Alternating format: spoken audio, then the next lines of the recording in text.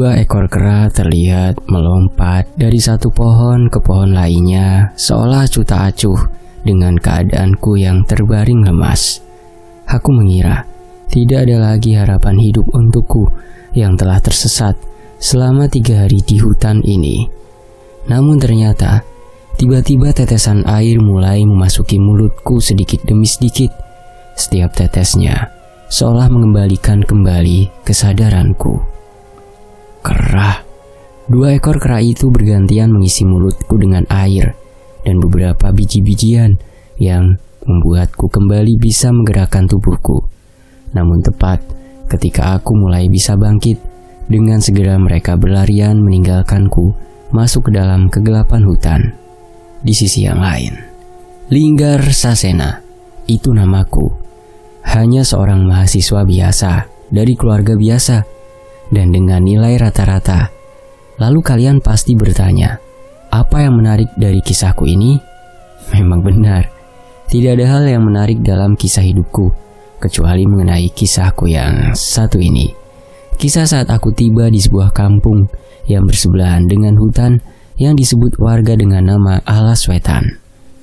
Selamat pagi Pak, mohon izin, saya Linggar yang kemarin meminta izin untuk melaksanakan KKN di desa ini, ucapku dengan sopan kepada Pak Damar yang menjabat sebagai kepala desa Ranggilawu. Oh, Mas Linggar, silakan, monggo dijelaskan kira-kira proyek apa yang mau dijalankan di desa ini. Aku menjelaskan kepada Pak Damar mengenai program kerjaku yang memanfaatkan sungai di pinggir desa sebagai pembangkit listrik sederhana yang dapat menghasilkan listrik untuk menerangi jalan masuk desa yang selama ini belum memiliki penerangan. Nah, itu bagus Mas Linggar. Walaupun desa ini sudah masuk listrik, tapi untuk beberapa akses ke sini memang masih gelap di malam hari. Pasti berguna Mas, ucap Pak Damar yang setuju dengan programku. Nanti Mas Linggar dan teman-teman silakan menginap di rumah sebelah pos desa. Rumah itu milik adik saya yang sedang merantau keluar pulau. Silakan digunakan, tapi tolong dijaga. Setelah mendapat izin, aku kembali keluar menemui Via dan Linus, teman yang sekelompok denganku dalam menjalankan program kerja ini. Karena memang bukan hanya kelompok kami yang melakukan KKN di tempat ini. Mas, mau ke sungai ya? Tiba-tiba seorang ibu bertanya kepada kami yang memang berniat melakukan survei ke sungai. Iya Bu, kami mau mengecek lokasi lebih detail Bu, jawab Linus dengan sopan. Oh ya, hati-hati ya, jangan masuk ke hutan, masih ada hewan buas di sana, ucap ibu itu mencoba memperingatkan. Yang benar Bu, kok serem? Memangnya hewan apa yang sering muncul Bu? Tanya Via yang mulai was-was. Tenang, kalau kalian tidak masuk ke hutan aman kok. Di sana ada kera atau monyet buas yang sering menyerang warga yang masuk ke hutan, jelas ibu itu. Kami saling berpandangan, seolah sepakat untuk menuruti nasihat ibu warga desa itu. Baik Bu, kami gak akan masuk ke hutan. Terima kasih sudah diperingatkan, ucap kami pada ibu itu. Setelahnya ibu itu langsung pamit dan melanjutkan kegiatannya.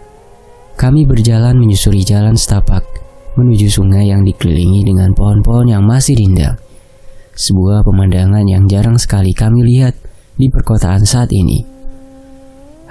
Kalau udaranya segar begini, kayaknya aku bisa betah tinggal di sini nih Linggar, ucap Linus yang memang seorang pecinta alam sejati. Iya nih, kalaupun nanti udah beres, boleh juga kita sekali-kali mampir ke sini buat refreshing, lanjut Via. Aku hanya menggeleng. Bebas, mau refreshing mau menetap silakan. Yang penting kita beresin dulu KKN 6 SKS ini, balasku yang segera berjalan mendahului mereka. Sebuah sungai terlihat mengalir cukup deras dari arah gunung. Kami mulai mendeteksi debit air terbaik untuk merancang peletakan kincir yang akan disambungkan ke dinamo nanti. Namun bukan hanya itu yang kami temukan. Di seberang sungai terlihat sebuah jalan masuk menuju hutan yang sepertinya terbentuk secara alami. Mungkin hutan itu yang banyak binatang buasnya ya, Linggar? Tanya Via. Iya, mungkin hutan itu. Jangan berani-berani masuk sana ya. Bisa nggak bisa keluar kalian? Ucapku memperingatkan mereka. Halah, nggak usah sok tegas kamu. Kayak udah pernah kesana aja, ucap Linus. Aku menatap kembali hutan itu. Sekilas terlihat kenanganku saat tersesat di sana. Dari sisi sebaliknya, dari hutan itu. Sudah, aku sudah pernah kesana, jawabku. Via dan Linus saling memandang. Mereka terlihat kaget dengan jawabanku. Ya benar kamu, Linggar, jangan bercanda, tanya Via. Itu dulu waktu masih aktif di pecinta alam seperti Linus dulu. Udah jangan dibahas sekarang. Kapan-kapan saja aku ceritakan.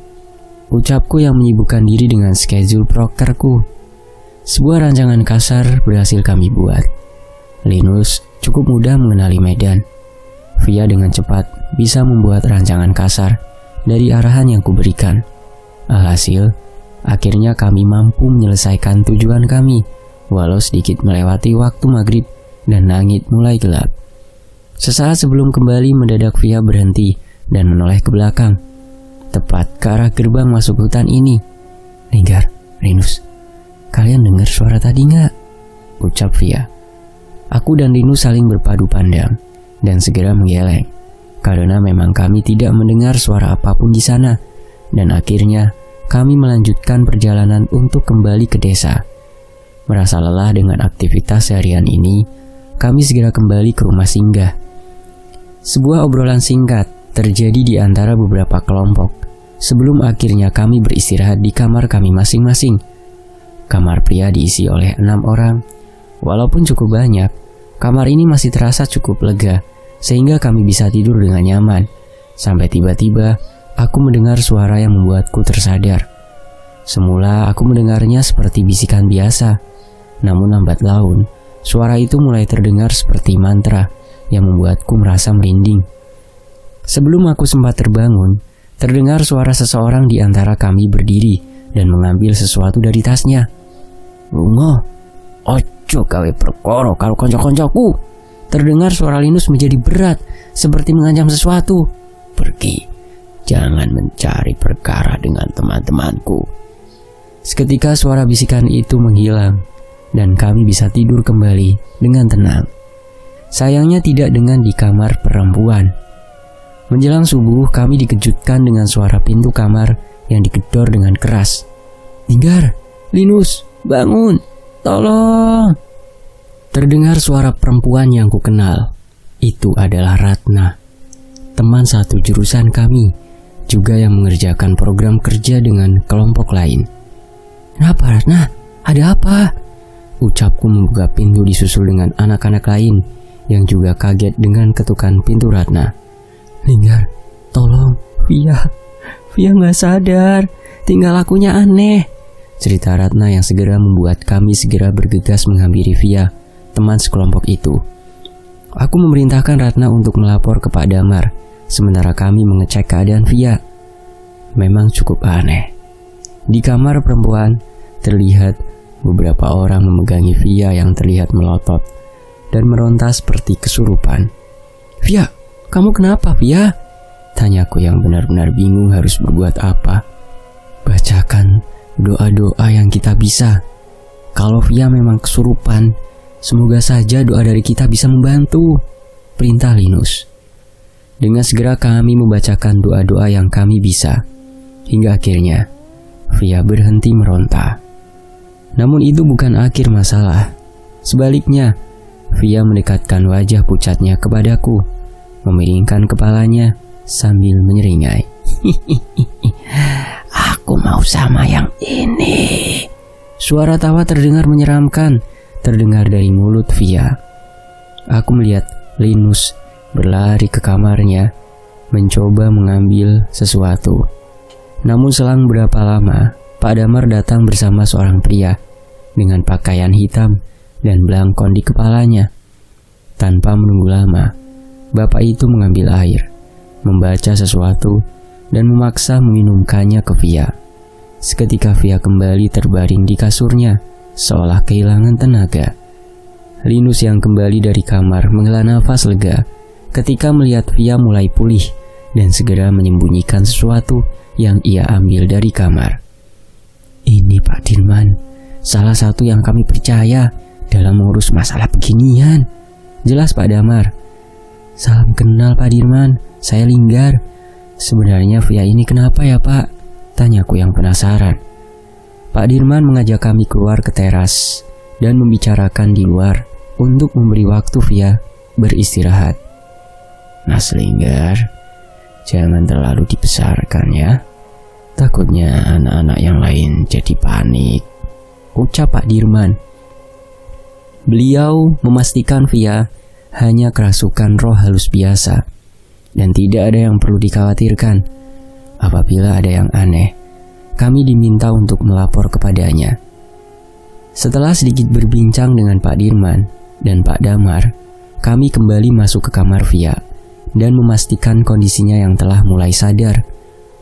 "Pocong, semalam ada pocong di kamar ini," ucap Via yang masih merasa ketakutan. Kain kafannya hampir seluruhnya menghitam. Dia seperti berbisik sesuatu yang mirip dengan mantra.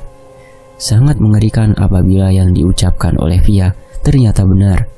Namun ucapannya mengingatkanku pada kejadian semalam di kamar kami juga.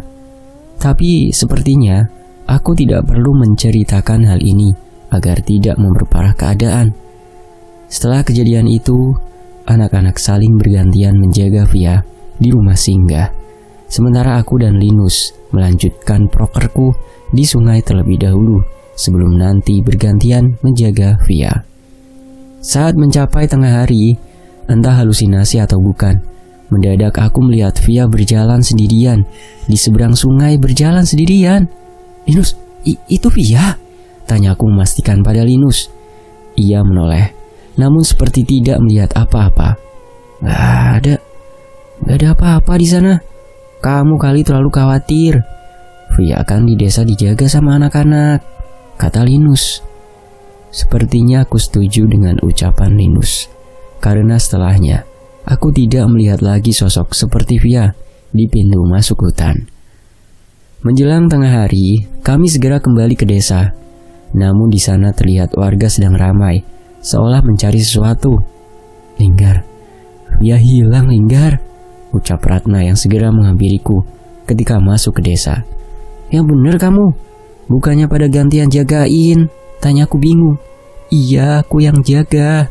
Aku sama sekali gak lihat siapapun keluar kamar ataupun jendela. Jendela juga tertutup. Tapi pas mau nganter makan siang, tiba-tiba Via gak ada," jelas Ratna. Aku tidak tahu harus berbuat apa. Kami membantu mencari ke seluruh penjuru desa hingga petang, namun tidak dapat menemukan jejak Via. "Linggar, jangan-jangan kamu lihat masuk ke hutan itu beneran Via?" tanya Linus padaku. Aku berpikir sejenak dan membayangkan kemungkinan buruk yang terjadi. Dengan segera aku melapor ke Pak Damar, berharap mereka mau membantu mencari keberadaan Via. "Sudah Mas Linggar, di desa saja. Tunggu di sini bersama yang lain. Biar saya dan pemuda desa yang mencari ke hutan," kata Pak Damar. Aku tidak setuju. Begitu juga dengan Linus. Kami memaksa untuk pergi sementara kelompok lain tetap di desa. "Saya juga ikut. Mudah-mudahan kemampuan saya bisa menjaga supaya kita semua bisa kembali dengan selamat." Tiba-tiba Pak Dirman datang menghampiri kami dan Pak Damar. Dengan peralatan seadanya yang kami punya, kami memasuki hutan yang dipenuhi dengan berbagai macam tumbuhan semak belukar. Tidak seperti hutan yang sering kami lihat di setiap perjalanan. Hutan ini benar-benar terasa seperti hutan liar, di mana jalur untuk berjalan saja sulit untuk dicari. Sekelebat, aku seperti melihat kobaran api menyala dari sisi hutan. Namun saat aku menoleh, hanya kegelapan yang terlihat di sana. Mungkin saja itu cahaya api dari obor warga, pikirku. Tak lama setelah itu terlihat dari kegelapan hutan, beberapa pasang mata memantau kami dari kegelapan. Suara kera saling bersahutan dengan mengelilingi kami. Jangan sampai ada yang terpisah dari kelompok. Mereka mulai terusik, ucap Pak Dirman. Setelah membacakan suatu doa atau mantra, Pak Dirman membakar sebuah kayu seukuran lengan dan melemparkannya ke arah kegelapan hutan itu. Seketika api itu berubah menjadi kobaran yang mengusir keberadaan kera-kera itu. Namun sayangnya, tidak semudah itu. Kera-kera yang kabur itu segera kembali ketika sepasang kera mengeluarkan suara, seolah memberi perintah kepada pasukannya. Sekumpulan kera itu kembali menyerang kami, dipimpin seekor kera yang terlihat paling pintar di antara mereka. Satu persatu mereka menyerang, mencakar, berusaha mengusir kami dari wilayah kekuasaannya. Pak Dirman, ini terlalu berbahaya. Sebaiknya kita kembali dulu, perintah Pak Damar. Aku setuju, walaupun dengan berat hati. Namun itu pilihan terbaik dibanding pencarian ini malah memakan korban lagi. Jangan, kita sudah dekat. Seharusnya perempuan itu tidak jauh dari sini. Harusnya kita bisa mengurus kera-kera sial ini, ucap Pak Dirman yang sekali lagi membacakan mantra untuk membesarkan api yang ada di obornya, sehingga kera-kera itu mulai merasa terancam. Dengan ucapan Pak Dirman, kami semua berusaha sekuat tenaga membalas serangan kera-kera itu. Dengan obor, kayu, batu, kami berusaha sekuat tenaga menahan serangan kera-kera itu hingga satu persatu kera itu tidak berdaya. Terlihat dengan bantuan warga desa, Pak Dirman bisa fokus menghadapi kedua kera yang memimpin pasukan kera yang kami lawan. Sekilas aku melihat pertarungan mereka tidak seperti pertarungan biasa. Pak Dirman menggunakan ajian di setiap pukulannya hanya untuk menghadapi kedua kera itu. Pukulan demi pukulan dihantamkan oleh Pak Dirman ke tubuh kera kecil itu hingga beberapa kali terpental. Namun, seolah tidak mau menyia-nyiakan kesempatan, Pak Dirman mencabut sebuah pisau kecil dari sakunya dan bersiap menusukkannya pada kera yang sudah tidak berdaya itu. Sekilas aku teringat mengenai keberadaan kera yang menolongku saat tersesat di hutan ini. Pak Dirman, sudah Pak, ucapku yang segera menarik tubuh Pak Dirman dan menahannya untuk membunuh kera itu. Minggir Mas Linggar, kera itu harus mati agar tidak ada lagi yang mengganggu warga desa yang masuk ke hutan, ucap Pak Dirman. Aku sekuat tenaga menahan Pak Dirman dan segera mengecek kondisi kedua kera yang terbaring tak berdaya. Sudah Pak, mereka sudah mati. Tidak ada nafas lagi. Jangan berbuat lebih jauh dari ini, ucapku yang setengah berbohong karena tidak tega apabila melihat kera-kera ini dihabisi dengan brutal oleh Pak Dirman. Ya sudah, kalau tidak ada halangan lagi kita lanjut saja, kata Linus yang sepertinya setuju dengan perbuatanku. Ke arah mana Pak Dirman? Pak Dirman memejamkan mata sejenak dan menunjuk ke arah utara, tempat di mana cahaya bulan menerangi dari sela-sela tanaman yang rindang. Kami berjalan cukup lama sebelum akhirnya seorang pemuda menunjuk ke sebuah tempat yang dikelilingi bebatuan berlumut. Itu Pak, ucap pemuda itu. Kami menoleh. Terlihat bayangan seorang wanita sedang berdiri di tengah bagian hutan yang lapang itu. Jangan-jangan itu Mbak Via, ucap Pak Damar yang mulai merasa lega dengan segera mengajak kami mengecek ke sana. Kalian jalan duluan, sepertinya saya sedikit terluka akibat kera-kera itu, ucap Pak Dirman yang seolah merasa kesakitan. Saya obatin dulu ya Pak, ucapku sambil mempersiapkan kotak P3K, namun segera ditolak oleh Pak Dirman. Sudah, sana, jemput temanmu dulu, saya tidak apa-apa.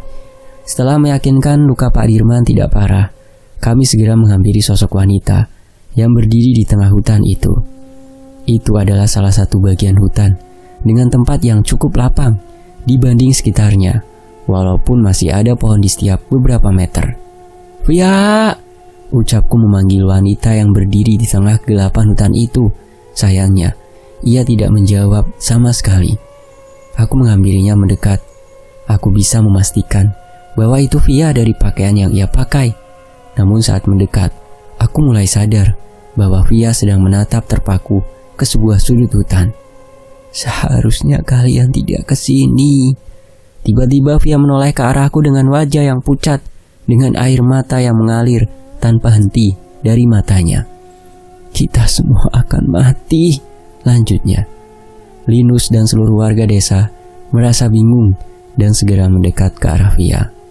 "Sudah Via, tenang saja, ayo kita kembali," ucap Linus yang berusaha menenangkan Via. Sayangnya, seketika sebuah angin besar bertiup hingga mematikan beberapa obor yang kami bawa dan menciptakan kegelapan yang semakin pekat.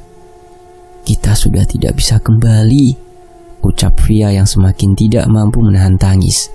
Tiba-tiba, seorang pemuda yang membantu kami terjatuh dan bertingkah aneh. Ia merangkak dengan melebarkan tangan dan kakinya dengan lidahnya yang menjulur tanpa henti dan membenturkan kepalanya ke batu. "Mas, kamu kenapa, Mas?" ucap Pak Damar yang berusaha mencari tahu keadaan pemuda itu.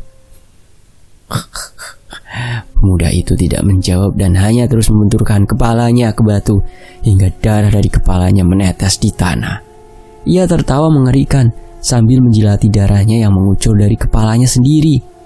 "Mas, jangan Mas, berhenti," ucap Pak Damar berusaha menghentikan pemuda itu, dibantu oleh pemuda lainnya. "Sabar Oto, beriki giliran kowe," ucap makhluk yang merasuk ke dalam tubuh pemuda itu. Kali ini suara terdengar dari atas pohon. Aku menoleh ke atas pohon, dan di sana terlihat makhluk berwujud wanita berambut panjang, bergantung terbalik dengan tubuh kurus kering, seolah hanya tulang yang tersisa di balik kulitnya yang penuh borok. Rupanya itu hanya permulaan. Setelahnya muncul berbagai makhluk mengerikan yang didominasi oleh pocong yang kain kafannya sudah menghitam seperti yang diceritakan Via setelah ia kesurupan tadi. Pak Damar, ini apa Pak?" tanyaku yang sudah mulai merasa lemas dan tidak tahu harus berbuat apa. Namun wajah pucat Pak Damar seolah memastikan aku tidak akan mendapatkan jawaban. Dan sebaliknya, sesuatu juga mulai merasuki tubuh Pak Damar dan membuatnya terjatuh. Aku mencari keberadaan Pak Dirman yang harusnya mengerti tentang hal ini. Namun entah mengapa ia tidak segera sampai ke tempat ini. Seharusnya ini tidak terlalu jauh. Tak lama masalah berganti ke Via. Makhluk yang dari tadi memandang kami dari atas pohon mengejar Via hingga akhirnya ia terjatuh dan makhluk itu seolah bersiap menggigitnya. Di tengah keadaan yang mencekam ini, tiba-tiba Linus mengeluarkan sesuatu dari tasnya yang terbungkus kertas koran lusuh. Aku memperhatikan. Benda itu merupakan batu besi berbentuk pisau yang dipenuhi ukiran-ukiran aksara Jawa. Kesadaran Linus seolah terganggu. Ia segera berlari menuju makhluk yang sedang menikmati tubuh Via dan menghujamkan benda yang ia bawa itu ke tubuh makhluk itu. "Ojo koanen kowe." Kali ini suara Linus terdengar lebih berat dari biasanya. Makhluk yang menyerang Via terluka oleh serangan pusaka Linus, namun sepertinya ia tidak gentar. "Linggar, jangan jauh-jauh dariku," ucap Linus dengan suaranya kembali normal. "Linus, ini semua apa?" tanyaku. "Bocah-bocah goblok, kalian semua sudah dijebak." Sekali lagi suara Linus kembali berubah. Maksudnya? "Kalian semua mau ditumbalkan untuk setan-setan ini." Aku semakin takut. Siapa yang berniat menumbalkan kami? Pak Dirman. Ia tidak ikut ke tempat ini, atau dia memang sengaja menjebak kami ke sini? "Keluar kamu dukun anjing," ucap Linus masih dengan sesuatu yang merasukinya. Benar, dari jauh kegelapan hutan terlihat seorang berpakaian hitam dengan belangkon yang menjadi khasnya menampakkan dirinya bersama beberapa demit yang merangkak di belakangnya. Sialan, tidak kusangka ada yang berguru di antara kalian, ucap Pak Dirman yang tidak membantah ucapan Linus. "Linggar, jaga Via," ucap Linus dengan suaranya kembali normal dan segera menerjang Pak Dirman dengan pusaka yang ada di genggamannya. Dengan semua kondisi ini, aku tidak bisa membantah perintah Linus. Pak Dirman, seseorang yang kusangka seharusnya melindungi kami, malah berniat jahat terhadap kami. Sedangkan Linus, teman kampusku, yang biasa-biasa, malah menyembunyikan sesuatu yang mungkin bisa menyelamatkan kami. Sebelum sempat mendekat, Pak Dirman menggunakan api dari obor yang ia bawa dan menciptakan api yang membakar di sekitarnya. Dengan mantra yang ia baca, seolah api itu mengikuti perintahnya untuk menyerang Linus. "Hati-hati Linus," teriakku yang merasa lemah tanpa mampu berbuat apa-apa. Api yang dikendalikan oleh Pak Dirman berhasil membakar bagian tubuh Linus. Namun sepertinya hanya pakaiannya yang terbakar. "Roko jiwo, mabur kanginan." Suara mantra terdengar dari mulut Linus yang membuatnya yang sedang berlari tiba-tiba hilang dan muncul di belakang Pak Dirman dengan pusakanya yang sudah menusuk punggungnya. Seketika Pak Dirman jatuh tersungkur, takluk oleh serangan Linus yang tak kusangka itu. Sayangnya, rasa akan kemenangan itu tak berlangsung lama. Sesosok makhluk besar dari dalam hutan datang menghampiri Linus dan menendangnya dengan begitu kuat. "Itu Linggar? Itu makhluk yang memandangiku dari tadi sebelum kalian datang," ucap Via yang mengenali wujud makhluk itu. "Ampun Doro, tumbal panjenengane sekedap malih siap nggih," ucap Pak Dirman yang terlihat ketakutan. Terlihat raut wajah penuh amarah tergambar di wajah makhluk besar yang mengerikan itu. Seketika tubuh makhluk besar itu merasuki tubuh Pak Dirman, merubah tubuh Pak Dirman menjadi membesar hingga merobek kulit-kulit Pak Dirman dan memamerkan dagingnya yang membesar. Wajah Pak Dirman berubah menghitam, matanya membelalak dengan merah setelah kulit di matanya tak mampu lagi membuatnya berkedip. Entah, seandainya Linus bisa mengalahkan setan itu, apa Pak Dirman masih bisa hidup dengan tubuh seperti ini? Namun yang kupikir lebih mengerikan, apakah makhluk di tubuh Linus mampu mengalahkan makhluk sebuas itu? "Roko bumi doyo wesi." Sekali lagi sebuah mantra dibacakan oleh Linus yang membuatnya mampu menahan serangan setan itu. Namun terlihat tubuh Linus semakin lemah. Mungkin kekuatan yang ia gunakan berakibat pada tubuhnya. "Linus, apa yang bisa kami bantu?" tanyaku yang tidak mau hanya mati tanpa memberikan perlawanan sedikit pun. Linus melompat mundur. Tiba-tiba tubuhnya terjatuh lemas. "Linggar, aku gak tahu bisa bertahan berapa lama lagi. Ini kemungkinan terakhir. Mungkin saja kera-kera tadi sengaja melindungi kita dari makhluk ini. Seandainya pemimpin mereka masih hidup, mungkin mereka bisa menolong kita," jelas Linus. Aku mengingat kedua kera yang bertarung dengan Pak Dirman tadi. Seharusnya kedua kera itu masih bernafas. Mereka masih hidup, tapi entah dengan kondisinya. "Aku akan bawa mereka ke sini," ucapku yang bergegas meninggalkan pertarungan itu. "Via, kamu bantu Linggar. Di sini lebih berbahaya," perintah Linus. Kami berlari menerjang semak belukar di tengah gelapnya hutan menuju bekas sisa pertarungan kami dengan kera-kera tadi. Cukup sulit untuk melihat dalam gelap, namun untungnya kami tetap bisa menemukan keberadaan sekumpulan kera-kera itu. Saat kembali ke sana, sebuah rasa penyesalan menyelimuti pikiranku. Di tempat itu bergelimpangan tubuh kera-kera hutan yang ternyata sedari tadi bermaksud melindungi kami dari setan-setan di dalam hutan itu. "Linggar, kamu yakin mereka masih hidup?" tanya Via. "Entah Vi, tapi tadi saat aku memeriksa kera yang bertarung dengan Pak Dirman, aku masih merasakan nafas mereka," jelasku. Aku mulai berlari dan memastikan satu persatu kera-kera yang terbaring di tanah. Memang banyak luka yang dialami oleh mereka, namun sepertinya mereka masih bernafas. Perlahan aku mengingat lokasi pertarungan Pak Dirman dengan kedua kera tadi. Di sana terlihat 2 ekor kera berusaha untuk berdiri, namun sepertinya luka-luka yang mereka dapat dari serangan Pak Dirman cukup parah. Dengan air yang kubawa di perbekalanku, Kuminumkan sedikit demi sedikit air ke mulut kera itu. Perlahan kesadarannya mulai pulih. Via juga melakukan hal yang sama setelah kutunjukkan seekor kera yang sangat mirip dengan yang kutolong.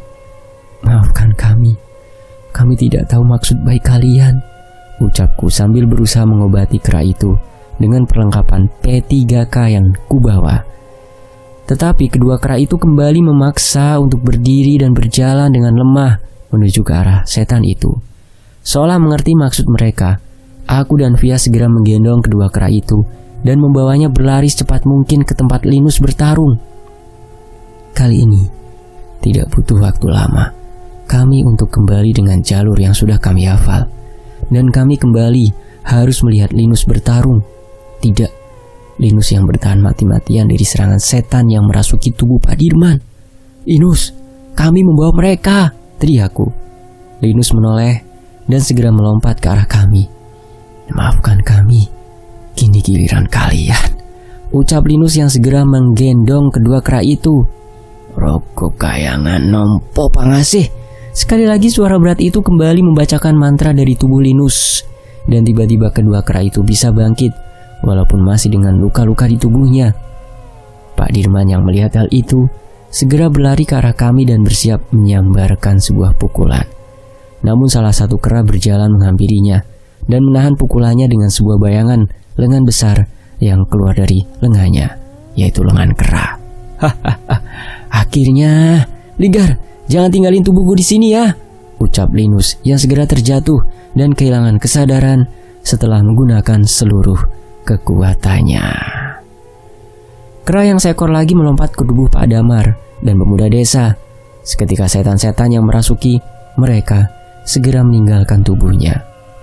"Mas Linggar, ada apa ini?" tanya Pak Damar dengan tubuh yang lemas dan penuh luka akibat perbuatan demit yang merasukinya. "Ini semua perbuatan Pak Dirman. Sekarang lebih baik Pak Damar dan semuanya segera tinggalkan tempat ini. Tolong bantu Linus juga. Dia yang membuat kita bisa hidup sampai sekarang, Pak," perintahku. Aku tahu kondisi kedua kera ini pun tidak mampu untuk mengalahkan demit yang merasuki Pak Dirman. Setidaknya Pak Damar bisa membantu semuanya untuk meninggalkan hutan ini. Kami berlari keluar hutan dengan panduan salah satu kera itu. Pak Dirman yang tengah dirasuki mengejar kami dan terus melancarkan serangan yang bahkan dapat menumbangkan pohon. Untungnya setiap serangan itu ditahan oleh seekor kera yang berkali-kali mengeluarkan bayangan kera raksasa dari setiap serangannya. Namun saat sampai di ujung hutan, pertempuran tak lagi dapat dihindari. Setan dalam tubuh Pak Dirman masih berusaha meninggalkan hutan. Namun, kedua kera itu terus menahannya hingga luka-lukanya semakin bertambah. Sampai akhirnya, setan dalam tubuh Pak Dirman itu menciptakan api seperti yang dilakukan Pak Dirman dan menyelimuti tenaganya, tangannya dengan api. Sebuah pukulan terkena telak di tubuh seekor monyet kecil yang berusaha menolong kami hingga terhempas dan menyisakan luka di tubuhnya. Aku mengambil air dari sungai dan memadamkan api itu.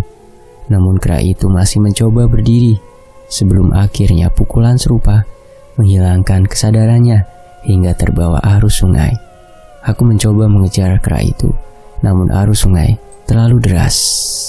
Melihat kejadian itu, salah satu kera lainnya terlihat marah. Dengan sekuat tenaga, ia memukul mundur demit yang merasuki Pak Dirman hingga masuk ke dalam hutan. Seketika pusaka Linus jatuh dari tubuhnya, seolah memanggilku untuk mengambilnya. "Letakkan aku di hutan itu." Seketika suaraku menjadi berat seperti saat Linus memegang pusaka ini. "Linggar, maksudnya apa?" tanya Via. Entah Via, pusaka ini seperti punya kesadaran sendiri," jelasku. Sebelum aku semakin bingung, tiba-tiba ada yang mengambil alih tubuhku seperti tadi. "Letakkan aku di hutan. Aku jaga agar setan itu tidak keluar." Mendengar itu, aku seperti mendapat harapan untuk menyelamatkan kami dan warga dari setan yang merasuki Pak Dirman. Dengan sigap aku menyeberangi sungai dan menusukkan pusaka itu ke tanah di hutan itu. "Kesini!" ucapku memanggil kera yang masih bertarung dengan setan Pak Dirman. Namun seperti terbakar amarah, kera itu tidak memperdulikanku dan terus bertarung. Nanti akan ada yang menyelesaikan permasalahan ini. Sampai waktunya tiba, aku yang akan menjaga hutan ini. Sekali lagi suara pusaka itu merasuki tubuhku. Tak lama setelahnya pusaka yang kutancapkan di tanah itu mengeluarkan kabut yang mulai menyelimuti seluruh hutan. Aku terus melihat ke arah kera yang menolong kami itu. Namun ia tetap bertarung dan hanya sekali menoleh ke arahku saat kabut mulai menutupi hutan ini.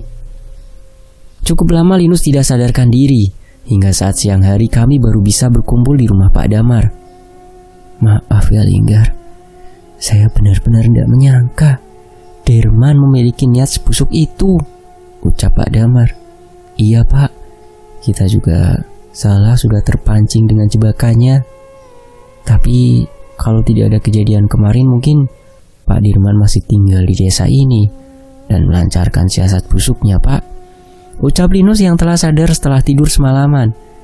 Sepertinya kami semua setuju dengan ucapan Linus. Saat ini seluruh warga masih cukup ramai dengan cerita dari kami dan pemuda yang ikut ke dalam hutan. Tak sedikit yang khawatir dengan kami dan membantu sebisa mereka. Tapi aku sama sekali gak nyangka ternyata kamu punya kekuatan seperti itu, ucapku pada Linus. Namun Linus hanya menghela nafas. Kekuatan itu hanya titipan Linggar. Mungkin sekarang kamu melihat itu sebagai hal baik. Tapi kalian kan gak tahu masalah apa saja yang sudah diakibatkan oleh kekuatan ini sebelumnya, jelas Linus. Mungkin benar ucapan Linus. Wajar bila kekuatan seperti itu bisa memberikan masalah atau dampak tertentu. Namun setidaknya kali ini kekuatan itu berhasil menolong kami. Setidaknya aku berterima kasih. Kekuatanmu itu sudah menolong kami, tapi apa gak masalah pusakamu itu ditinggal di hutan itu? Tanyaku lagi. Linus menggeleng sambil menyeruput kopi hitamnya.